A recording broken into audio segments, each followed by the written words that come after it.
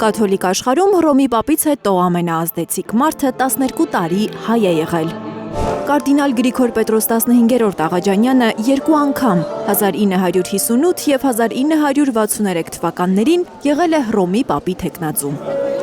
Կարդինալի մասին փաստավավերագրական վեպ կա արդեն, Աշոտ Աղաբաբյանի գրքում հայ կարդինալի անցած ճանապարհն է։ Նա եղել է Հռոմի Վատիկանի պապից հետո առաջի դեմքը 12 տարի շարունակ եւ աշխարհի որոշող անձանցից է եղել եւ այդ ընթացքում օգտագործել է եւ իր դիրքը եւ հնարավորությունները հայությանը մեծ օգուտ տալու գործում։ Գրքում փաստեր կան, որ Հռոմի պապի ընտրություններում ամենահավանական թեկնածուին աշխարհի հզոր երկրների հետախուզական կառույցներն են խանգարել, որ հենց նա չգլխավորի կաթոլիկ եկեղեցին։ Հակառակորդները ստոր ձևով, գուլիսային ձևով խանգարեցին հրեաները, բայց մնաց սուրբ, շատ ավելի, քան որոշ Հռոմի պապեր։ 1937 թվականին 42 տարեկանում Գրիգոր Պետրոսը եղել է հայ կաթոլիկ եկեղեցու առաջնորդ։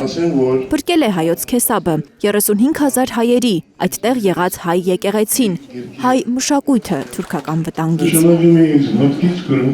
Աշոտ Աղաբաբյանի կարդինալը գրքի շնորհանդեսին ներկայացվեցին նաև գրողի եղբոր Նիկոլ Աղաբաբյանի նկարները։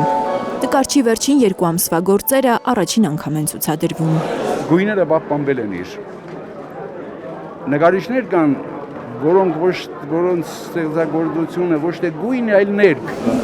Ամեն մի նկարով մի կաթիլ սեր է ավելացնում նկարիչը հայրենիքի հանդեպ։ Հարստություն է, դե կարելի է այդպես ասել։ Սիրել մեր երկիրը ինչքան հնարավոր է շատ, որովհետև շատ սիրելի է մեր երկիրը։